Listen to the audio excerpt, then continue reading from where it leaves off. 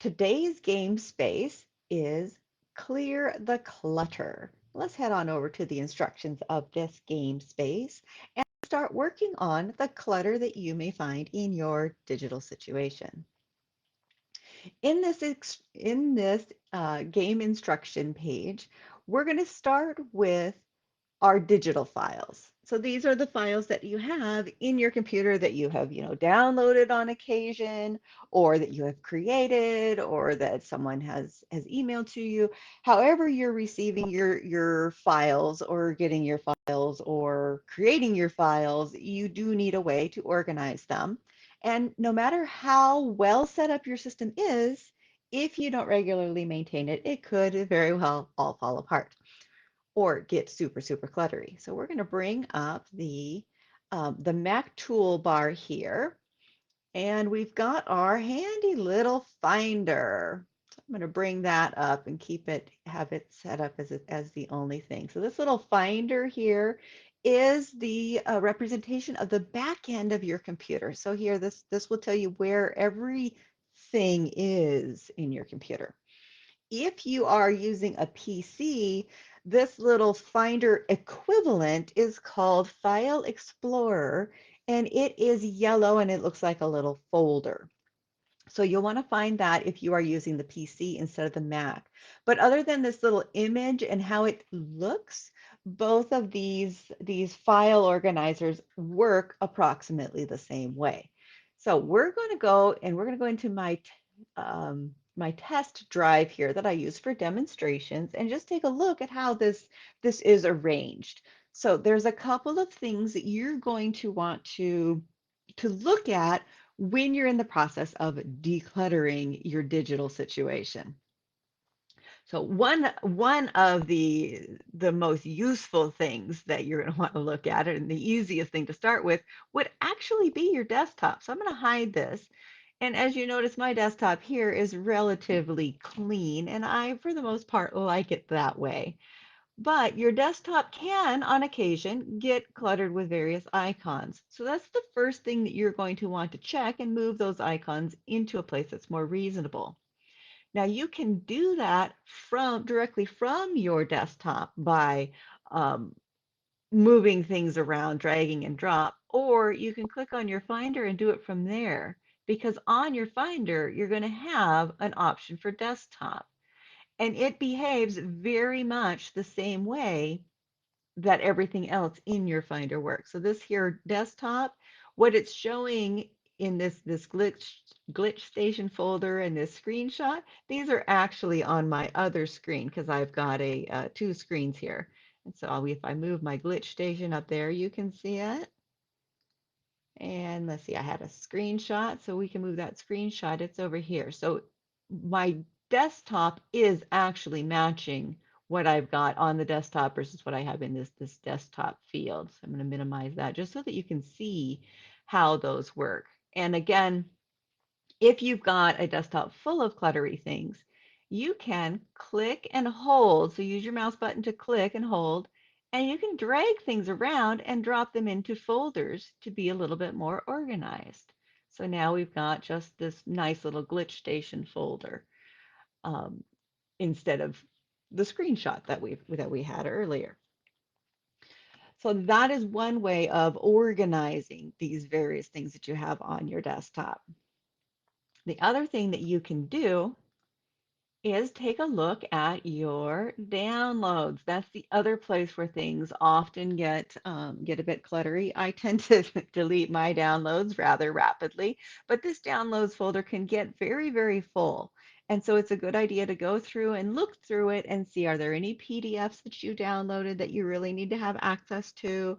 Are there any images that downloaded from the internet, or any other files that were emailed to you that you downloaded? This is where they would be. This is also where various programs that you download or connections that you download, there's a lot of stuff that gets put into this folder that gets really, really cluttery. So taking a look here on a weekly, semi-weekly basis is a good idea. So for demonstration purposes, we're going to look at this little OneDrive, and this is just an example of your standard folder. Your desktop folder and your downloads folder will look very similar. Downloads is most likely going to be full of actual files, though, instead of folders. So these files here, I call these loose files, meaning that they're not in any sort of folder. And for this top level, I like to have all of my files in a folder just to keep things neat and tidy. And so as you look at your top levels, whether it's your desktop or downloads, you're going to want to take a look and figure out where should these things go. Often you can determine where they can go simply by looking at their name, or you may need to open the various items so that you can see, well, what is this thing and do I actually care about it? So if you've opened it and it's something that you care about, you can decide, okay, I can save it somewhere else, or I can delete it if it isn't something that's interesting. So we're going to take this, since it's a menu, we're going to decide that this is a personal thing. So I'm going to click and hold, and I'm going to drag it to my personal folder. It's as simple as that for organizing. However, it may be simple. There are times when you get a ton of these folders and you may have too many folders to deal with easily. So as you take this time to organize some of your things, you may decide that you can combine a few folders. So let's say here we've got, let's say this is um, we got our personal, we got our financial. These are pretty big level folders. We've also got these email attachments, documents, desktop. A lot of these folders are ones that we may want to keep on our computer but don't necessarily need right here at the top. We have some folders that your computer will put on your computer that you need that you'll never go into. And then I always like to have a vault folder for things that it's like I don't need to go looking at these ever again, but I'm not ready to delete them. So as we're evaluating these folders, let's see what we can do about maybe combining some of these things. So let's say whether maybe we want to, in this household research, let's go ahead and take this and put it in personal. We may decide, just for the sake of organization, that pictures is something that can be combined with personal, or you may want to keep them separate. Another thing you can do if you're finding that you don't have folders that you can easily merge together, but you have some that you go to more often than others, you can change the name of your files to get them up near the top. So like here I have my in process folder, my operations, marketing. Well, let's say I want to have clients up near the top. I can click on it, make it highlight, click on it again to get my blinking line. And I'm just going to put a 1 dash, and that will pop that folder up to the top. So now it's a little bit easier for me to organize and to see that folder. It's up near the top. And you're probably not going to want to number all of your files, and you definitely don't want to get too crazy with the numbering of your files. Having about 6 to 12 top level folders is ideal, and but they do need to be gone through and organized on occasion, and I like to do this weekly. So that's just a quick rundown on organizing your files. Well, your digital files are not the only thing that you need to deal with on a regular basis. The other thing that you're going to want to look at, let's bring up our instructions again here. Another thing that you're going to want to look at would be your email inbox clutter. Now, this one here is a doozy. Often it's a lot more in the way than your digital files would be. So let's pop on over to a nice cluttered inbox. I have my test inbox here, and we've got plenty of emails to deal with. So here, this inbox is a bit daunting. And as we notice, we've got, emails from today, we've got emails from yesterday, and we have a bunch of emails, several pages worth of emails, in fact. Now, I subscribe to the inbox zero model. So my ideal situation would be that we would be able to sit down here and get through all 8,000 right now, right here, immediately. But that's not particularly realistic. If we decide to have a high level goal of getting to inbox zero, you can do that gradually, dedicating say 15, 20 minutes once a week can actually make that happen. Because what all we need to do is just sort of stay ahead of it. So let's say that we want to get through maybe these emails, and it's surprisingly doable because there are some things that you're going to notice as you look in your inbox for the clutter. And let's go back to our instructions and I'll break it down a little bit. This is what I call the quick and dirty email action flow. And this can be also mapped onto your digital files or mapped onto to other things that you need to declutter. And as you look at each entry, each email, your first thought should be, do I need to do something about this? If you don't need to do anything about it, then you want to ask, well, is it something that I need to save? Is it something that someday I will want? And if you don't need to save it, then you can delete it or you can archive it. The difference between deleting and archiving, if you delete an email, it goes away completely. So let's take this Ann Taylor. We're going to click Ann Taylor, goes away completely, completely-ish. In both Gmail and Outlook, you're going to be able to find that email in your trash for up to 30 days. I do like to empty my trash pretty regularly, so we can empty that trash at any time. Now that email is very much gone away and it would be very difficult to recover. There are some things you can do, but for the most part, you can't get it back once you've deleted it. Now, if we wanted to archive an email, let's say that we're just not quite, we know that we don't want this, but we're just not quite ready to fully delete it. We're worried that we're going to need it again. You can archive these things. And your archive is often this little square with the down arrow. And it will, if you hover over it, it'll call itself archive. You'll have the same thing in your Comcast account, in your Outlook account, your Yahoo account, your other email accounts. They do have some form of archive.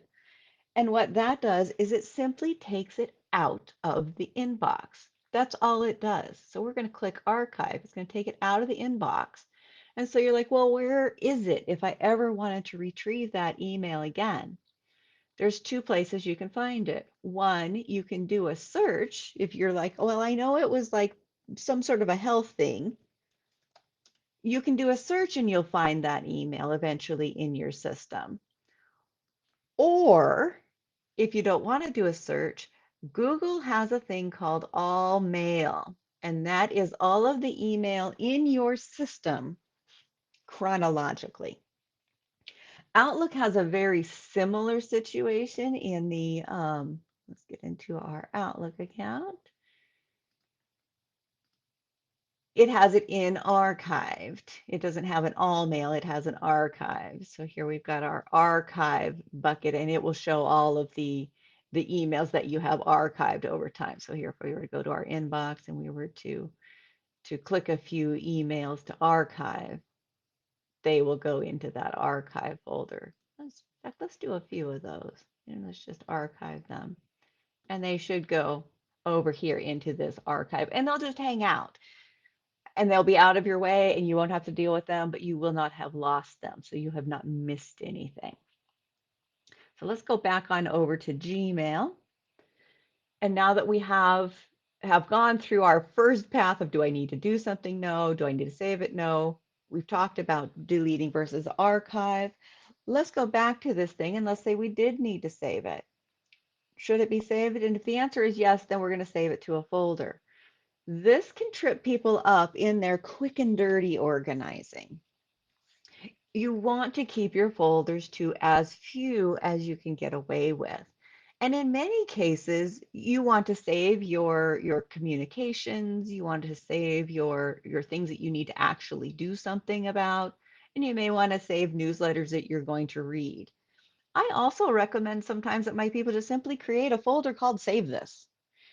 You don't have to get too particular or too granular in the things that you save because our goal here is to simply get it out of your inbox so that everything that comes into your inbox is new and you can have a signal for when you're done. So let's say that as we're going through really quickly, we can decide, okay, let's go through and just look for all of the emails that I need to save, but I don't have to do anything about.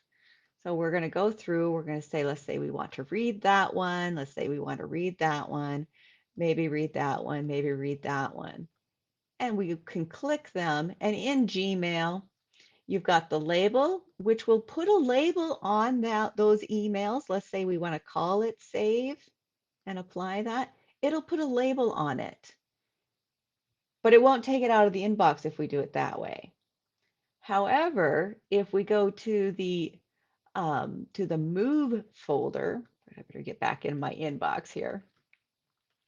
Go back into our inbox. If we click on these things, we get this move to folder. And what that will do is it will put a label on it and move it to that label. Take it out of the inbox and move it to that label. So we'll hit save. See how they've left the inbox, but these other ones that we put the label on did not?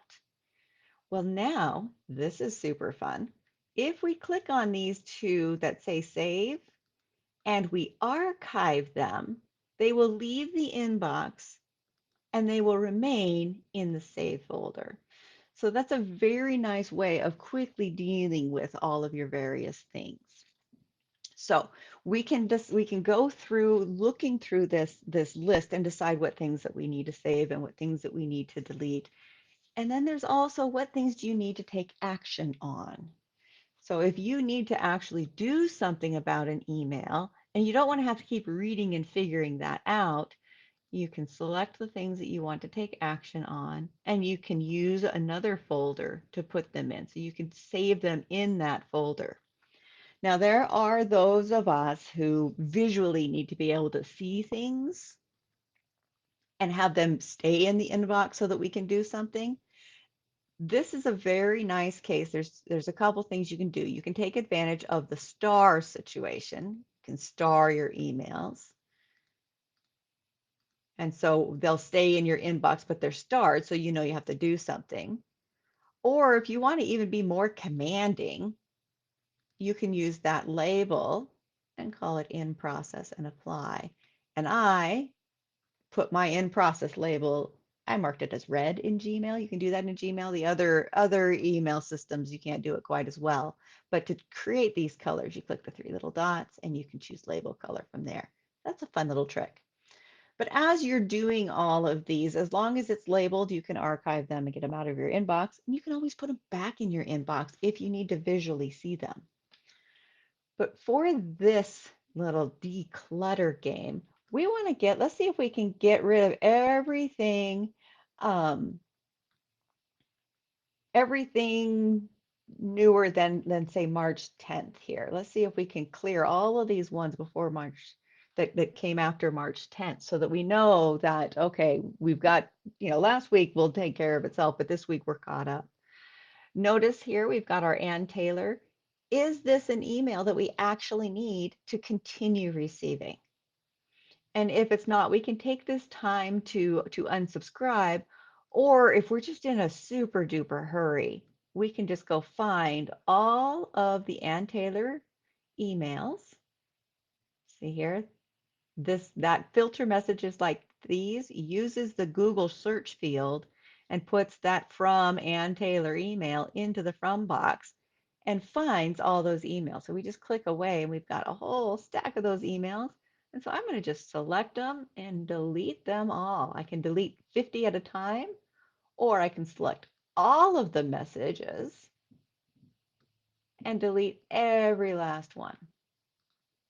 All of the Ann Taylor emails that are in my system, I can delete them all at once. And that really will take a nice little chunk of those emails. In fact, it looks like it did almost a 500 or 600 of those emails from Ann Taylor out of my inbox, all one fell swoop. So now here I'm a little bit less in my emails. I can simply decide that emails, from this point to this point, let's say this whole section I don't need anymore. I can click the top one, hold the shift key on my keyboard and click the bottom one, and it will select all the ones in between. This works for your files. It also works for your Outlook emails. It works for a variety of things that you are selecting. And it allows you to deal with them all at once let's say that these are all newsletters and I want to read them later. I can move them over to this newsletter folder. And notice here this number, this 4,000 newsletters. These are 4,000 newsletters that I have not read. Now, again, this is my test account. This is not my real email account. Um, so I'm really not that far behind. But this will allow you to have some more peace of mind of, okay, they're in there, they're safe, you can read them later, or you can decide that you're not going to read them at all. But each week, at least, take some time, get through like a month of emails if you've got a ton in your inbox, or get all the way to zero if you can do that. I definitely recommend getting to zero once a week. That's going to ease your mind quite a bit in that digital clutter sense. So our next adventure here in the clear the clutter task, and this I like to do again as a weekly task. Our next one is our favorites and bookmarks. Now this is one that we often forget and don't quite realize exactly how powerful it can be. So here I'm going to go ahead and I'm going to click this little plus to give us a new tab, because anytime you click a bookmark among here, it will replace whatever tab you have open. So I don't want to lose my clear the clutter instructions. So I'm going to open a new tab and look at my toolbar. Here I have a glitch station. This is where I put all the various things that if I have something going weird with my computer, I can write a note about it. Over here, I've got this in process folder. So these are little things that I might be looking at on occasion. And as I'm looking at my favorites in my bookmarks, I can decide, oh, maybe I don't actually need to have these websites saved anymore. So I can right directly on this favorites bar, and it'll give me that option to delete, or I could rename, or I can move these various websites to a different place in my favorites book my favorites or bookmarks bar. So here I've got several folders in my bookmarks, and I can go through and find which ones I need to deal with. This in process is where I save anything that I want to save, but I know I'm not going to keep it forever. If you find that you have gone, super favorites crazy, and this little guy right here shows up on your favorites bar, this little arrow indicates that you have favorites that have fallen off the bar. So watch these ones here as I shrink my browser window. See, as I shrink my browser window, they go away, but they're not gone forever. They've just simply fallen off the bar and are down here. And so these ones that have fallen off the bar, you can forget that you have them and then you make a new one. You're like, where was that favorite? This is where organizing them into those various folders is super useful. So you can take these ones that you've randomly discovered or randomly saved to your bookmarks bar, and you can drag them to where they go. So click and hold and drag. And if you're not familiar with clicking and holding and dragging, it's called drag and drop. And so it's where you click on something and hold your mouse button down and then move your mouse arrow to where you want it to go and then let go, and it will drop that thing into place, into that location on your computer. So going through your bookmarks bar in this way is a nice way of organizing the various email or various websites that you have discovered and are excited about and want to keep for later. As you organize your bookmarks, you may also have one called other bookmarks. If you have imported bookmarks, they'll sometimes find themselves in this other bookmarks. I find it not particularly useful because I like to have everything on my bookmarks bar so that I can see it visually and gain access to it.